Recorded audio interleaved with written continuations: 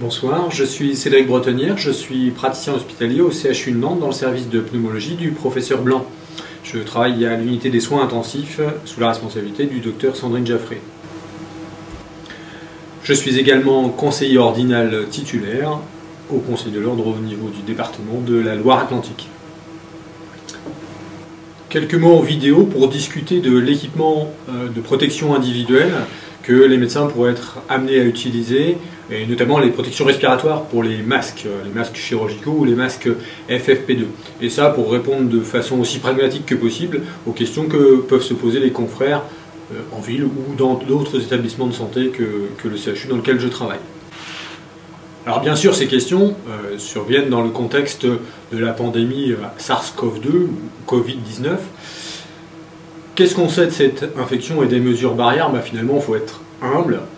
On commence à savoir des choses, mais on ne sait pas tout. Donc des choses assez simples. On peut rappeler que la transmission se fait sur plusieurs modes. Un mode respiratoire d'abord, par les gouttelettes, c'est ce qu'on a dit au départ. Voilà, vous avez tous en tête ce patient qui est éternuant, est pris en photo et vous voyez un nuage de gouttelettes devant lui. Bon, ça c'est un des modes de transmission possibles. Ces gouttelettes peuvent retomber et contaminer l'environnement, et il faudra faire très attention à la contamination par les mains, la transmission croisée de type contact. Et enfin, ces gouttelettes les plus fines, en tout cas pour les gens qui toussent le plus, ou alors quand on est très proche de l'appareil respiratoire, peuvent éventuellement être un peu en suspension dans l'air et se rapprocher un peu d'une transmission de type air, et en tout cas des précautions de contact de type air. Donc c'est un peu ce qui est particulier dans cette infection, c'est qu'il va falloir combiner un peu les trois et donc réfléchir au type de protection en fonction du risque. Donc on l'a dit, un des points importants, c'est de rappeler qu'une bonne hygiène des mains, c'était une bonne façon d'éviter la transmission croisée et d'éviter aussi pour le professionnel la contamination. Alors on va pas refaire l'histoire sur l'hygiène des mains, juste une question qu'on peut se poser, et moi je la pose aux plus jeunes d'entre nous, et notamment aux plus jeunes internes, tout ça. Est-ce qu'on est capable d'expliquer l'hygiène des mains de façon simple, de façon à ce que quelqu'un qui soit un patient, soit un proche, voilà, quelqu'un qui ne l'aurait jamais fait, qui n'aurait pas utilisé de solution hydroalcoolique, est-ce qu'il sait comment l'utiliser? Alors, sans faire de grands discours, le volume, certes, il est peut-être calibré dans ce dispositif pour qu'on en ait suffisamment, mais voilà, on peut en mettre un peu plus, c'est pas un drame non plus. Et puis après, on peut essayer de respecter les différents temps. Donc, la paume, la face dorsale, deuxième temps, les espaces interdigitaux, troisième, puis quatrième temps, cinquième temps au niveau des ongles. Surtout pas oublier les pouces. Je ne sais pas si vous avez déjà joué avec les hygiénistes pour voir si vos mains sont bien enduites de solution hydroalcoolique. Moi en général je me fais avoir sur les pouces. Voilà, et on finit le septième temps par les poignets. Premier temps, deuxième temps, troisième temps, quatrième temps, cinquième temps, sixième temps et septième temps. Et si on est capable d'expliquer ça à quelqu'un qui n'aurait jamais utilisé de solution hydroalcoolique, alors ça veut dire qu'on est capable de bien le faire. Je ne dis pas qu'on le fait toujours bien, mais on en est capable. Voilà, si on n'est pas capable de l'expliquer, c'est que peut-être qu'il faut revoir un peu les techniques de base. C'est la même chose lorsqu'on se lave les mains avec du savon. On essaye de faire mousser et on essaye de laver les différentes zones des mains et on rince aussi longtemps qu'on a fait mousser. Donc ça dure relativement longtemps, ça dure entre 40 et 60 secondes. Ça va un petit peu plus vite avec les solutions hydroalcooliques. Et évidemment, le résultat obtenu n'est pas exactement le même, mais voilà, les temps à respecter sont à peu près les mêmes. Alors, concernant la mesure barrière gouttelette, donc on a en mémoire ce patient qui tousse et qui est pris en photo avec ce nuage de gouttelettes. Si on propose au patient un masque chirurgical, on va considérablement réduire le nuage et ça va donc protéger le soignant ou bien ça va protéger le patient si c'est le soignant qui a des signes ORL ou respiratoires. Les masques chirurgicaux, donc quelques généralités, que vous connaissez sans doute, mais sur lesquelles on peut revenir. Il y a un sens pour le masque chirurgical, il y a l'extérieur et l'intérieur. Par convention, l'industriel il est censé mettre la couleur à l'extérieur. Alors, pas toujours le cas, normalement il y a un mode d'emploi, donc celui-là il y a un mode d'emploi effectivement. Pas toujours des modes d'emploi dans les boîtes, mais normalement il y en a un. S'il n'y en a pas, par convention, normalement la couleur est à l'extérieur. Quand il y a une indication, là par exemple c'est marqué extérieur, c'est tissé, en impression, on voit que l'extérieur, ça indique la face externe.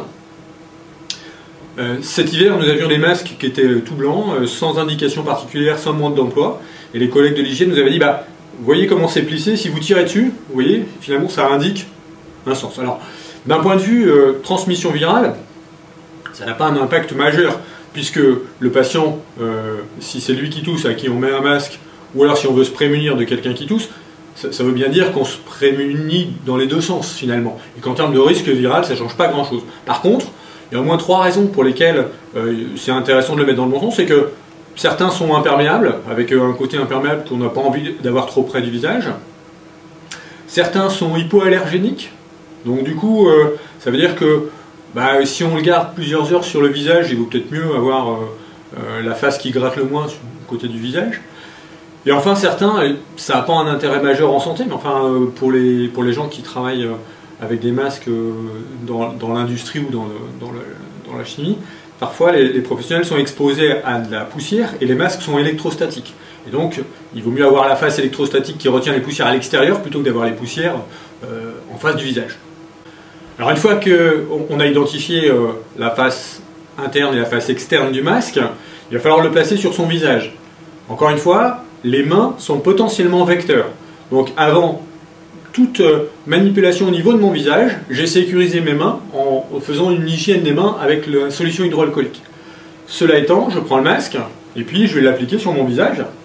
Donc les lunettes me gênent un petit peu, mais enfin bon. Là, il s'agit d'un masque chirurgical avec des élastiques. Certains ont des liens qu'on peut attacher derrière. Et une fois que je le positionne bien, je fais en sorte qu'il soit le plus étanche possible.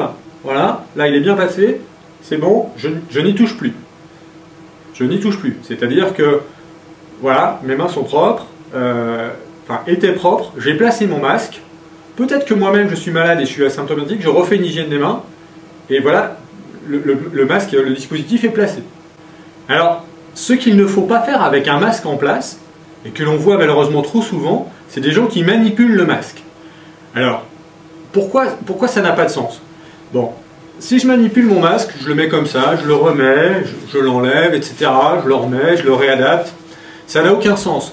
Parce que si moi-même je suis malade, je vais le manipuler, donc il va y avoir éventuellement quelques virus ou quelques gouttelettes à l'intérieur de mon masque, donc je vais m'en mettre plein les mains, je vais contaminer tout mon environnement. Et c'est pas très sympa pour les collègues ou les patients. Si j'ai moi-même été exposé à des gouttelettes, c'est l'extérieur de mon masque qui va avoir été contaminé, et là ça va être encore pire que si j'étais pas protégé, parce que non seulement je vais m'en mettre plein les mains, évidemment j'aurais pas mis de solution hydroalcoolique, et je vais me gratter le nez, je vais me toucher les conjonctives, enfin voilà, donc c'est pire quasiment d'utiliser un masque comme ça que de ne pas en avoir, parce que je me crois protégé, et en fait je commets plus d'erreurs que si je n'en avais pas. Alors oui, vous allez me dire, mais des masques, j'en ai pas beaucoup. Est-ce que je peux le garder sur le visage? Oui, c'est pas un problème, on peut le garder sur le visage. Il faut vraiment faire attention à nos mains et ne pas les porter au visage. Voilà, une fois que le masque est en place, j'y touche plus. Alors, s'il a un peu bougé, je peux sécuriser mes mains, refaire une hygiène des mains, réadapter mon masque, considérer qu'il est potentiellement une source de contamination, refaire une solution hydroalcoolique, et là, il est à nouveau en place. On considère qu'on peut, sauf s'il a manifestement été souillé, mais on considère qu'on peut le garder plusieurs heures sur le visage, 3, 4 heures, peut-être plus, c'est pas impossible. Et en fait, avec l'habitude, parce que pas sûr qu'on faisait très très bien nous-mêmes auparavant, avec l'habitude, même quand on porte des lunettes, on essaye de ne pas trop porter les mains au visage et de ne pas contaminer le masque ou de ne pas contaminer nos mains à partir de nos masques. Alors finalement, on a réussi à le garder plusieurs heures sur le visage. On peut passer d'un patient à l'autre s'il n'est manifestement pas souillé. Encore une fois, c'est l'hygiène des mains qui est importante quand on passe d'un patient à un autre. Et donc voilà, on a fini les consultations de la demi-journée. Donc on va pouvoir l'enlever en réfléchissant toujours à c'est quoi la contamination? Est-ce que c'est moi qui suis malade ou est-ce que je me suis je me suis protégé des gouttelettes des patients? Donc la zone la plus sale, on est d'accord, c'est celle qui est devant. Donc quand je vais l'enlever, je vais essayer. Alors les liens ne sont pas toujours faciles avec les lunettes, mais je vais l'enlever en essayant de le mettre le plus loin possible de mon visage et je vais le jeter directement dans la poubelle. Vous allez me dire, est-ce que je peux le réutiliser? Alors, si vous faites ça, il faut vraiment le poser dans une zone sécurisée. Vous souvenir que ça, potentiellement, c'est infectant. Et donc, vous le posez dans une zone sécurisée que vous pourrez nettoyer. Et vous faites vraiment gaffe de ne pas contaminer l'intérieur. On verra avec les masques FFP2 que vous pouvez faire probablement la même chose en les pinçant. Alors le masque FFP2, donc on va en ouvrir un, même si c'est une denrée rare. Il protège bien vos voies aériennes, contrairement au masque chirurgical qui vous protège des gouttelettes, mais ne vous protège pas des particules fines. Les recommandations, si je suis dedans pour l'instant, c'est de porter un masque FFP2 quand on est au contact direct du patient, lorsque l'infirmière va faire le prélèvement nasopharyngé ou lorsqu'on va l'intuber par exemple. On est vraiment au plus proche des voies aériennes.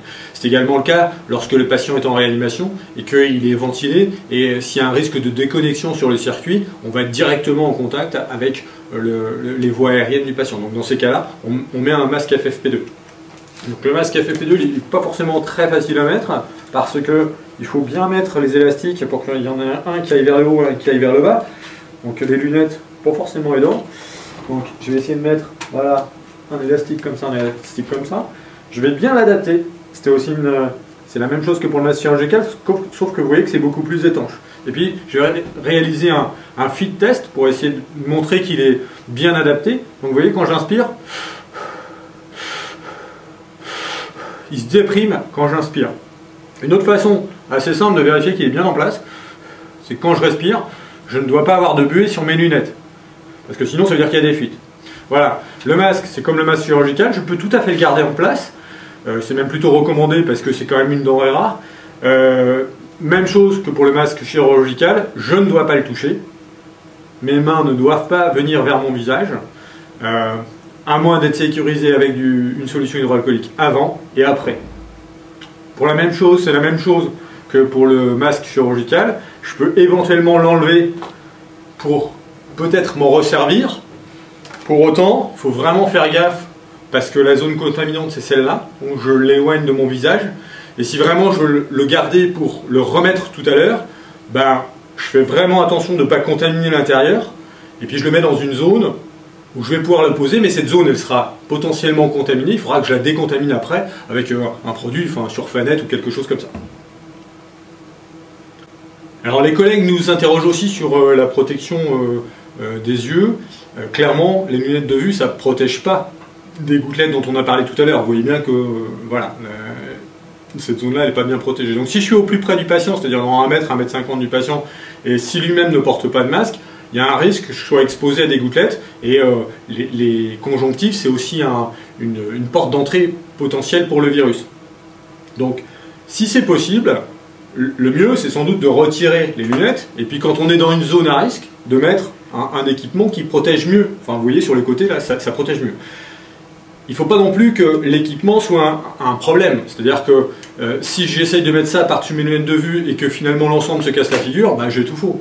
Donc, il faut gérer en fonction du risque, le type d'équipement, et adapter au risque un équipement qui va bien. Certains collègues m'ont interrogé sur est-ce que c'est un intérêt d'avoir des visières, vous savez, qui descendent assez bas. Ben là encore, il faut regarder comment c'est fait, parce qu'il n'y a pas 2 équipements pareils.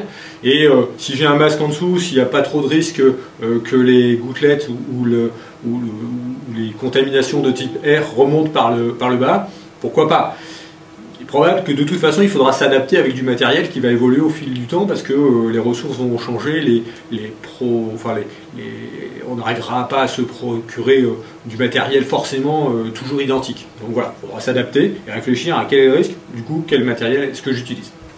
Voilà, pour conclure, donc, quelques informations sur le masque chirurgical, quelques informations sur le masque FFP2, sur les précautions au niveau des yeux. Voilà. J'espère que ces conseils vous auront été utiles. Pour toute question, n'hésitez pas à nous contacter. Bon courage dans cette période qui n'est pas simple et prenez soin de vous.